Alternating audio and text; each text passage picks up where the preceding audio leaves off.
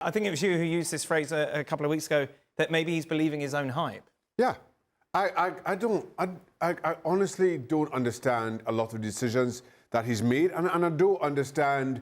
I don't understand some of the defenses of those decisions. I don't understand the need for it. And why at the same time, listen, Mikel Arteta has built an incredible squad here. Arsenal will finish in the top 4 again. The only question is, can they do a better job of running Manchester City down? Okay, they were leading for much of last season, but you know what I'm trying to say here. That's the only question here. So to Craig's point, Mikel Arteta shouldn't be feeling under pressure. Not in that way.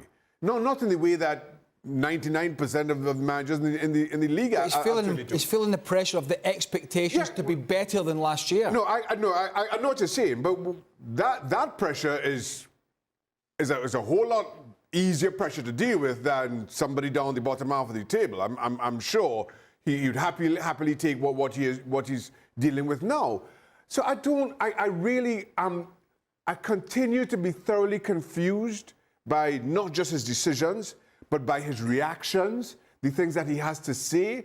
And the only thing I can put it down to, again, is that he's believing his own hype and somehow positioning himself as the ultimate authority on the game, and then when the game doesn't kind of buy into that, then he kind of lashes out. I don't know how to position it. But let's have a look at let's have a think about the deficiencies at the weekend for Arsenal. I think 1 shot on target. But let's give Newcastle credit. There was no Odegaard, big miss. Jesus again, he is a miss. And then you're looking at your other top man, Bukayo Saka. And Newcastle did a terrific job for the main in closing the space for this guy. Here's his stats across the season so far. You know, at Newcastle, chances created, he's down. Touches in the box, he's down. Successful take-ons was 0. Carrying the ball is almost a 5th. So you've got to give Dan Burn and then Kieran Trippier in the second half. You've got to give Joe Linton and Anthony Gordon and Eddie Howe credit for snuffing out, for the most part. Now, he did have 1 chance in the first half that fell to his right foot, but he's so one-footed, he tried to come back on the left side and Anthony Gordon get in. But Newcastle did a great job of realising, without Odegaard on the side, the pressure was going to come from the wide positions. Now, they got quite a bit from Martinelli on the other side, but there was no real end product. He had a lot of the ball, but no real end product. So they realised, I think, we got to make sure we snuff this guy out. So Newcastle did a terrific job. And everybody's talking about Arsenal and everybody's talking about Arteta's press conference and the horrible decision that went against them. But actually, after the start they had to the season, Newcastle did another great job. They did a great job in Saka.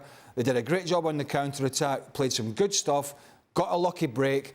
But Arsenal's big boys, they just didn't do it at the weekend. Come on, Mario. Don't you think that Newcastle also played the older version, that what normally was Arsenal's problem? Because, you know, like normally when we watch Arsenal, right, we always used to say when it really matters, when people are really go face-to-face with them and have that big fight with them, it sometimes becomes tricky for them. And I think that's what Newcastle. When you go there, guys, we all know that stadium, Shaka knows even better, that stadium ain't cute. When you go and play there, it's tough to win. It doesn't matter what team you are. You know that when you play against Newcastle at their stadium, you got to bring it from the first minute.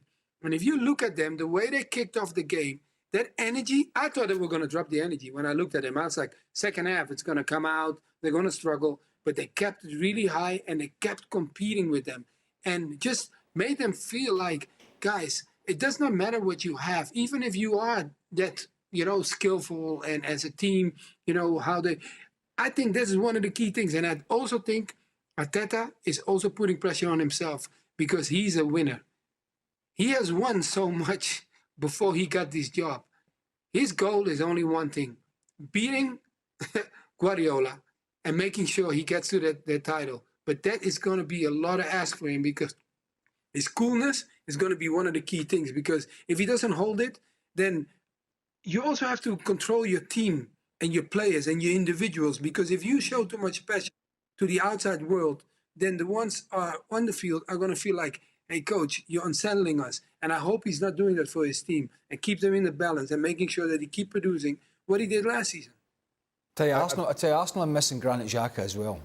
Yeah, You know, obviously Thomas Partey's a big miss as well. Yeah, but Xhaka, you know, he would go into... when they had the ball in Zinchenko, it was Tomiyasu at the weekend, but Zinchenko would go in and he'd push forward and Xhaka would float out to that left-sided of the back three and he's left-footed and he can play a pass, he can score a goal.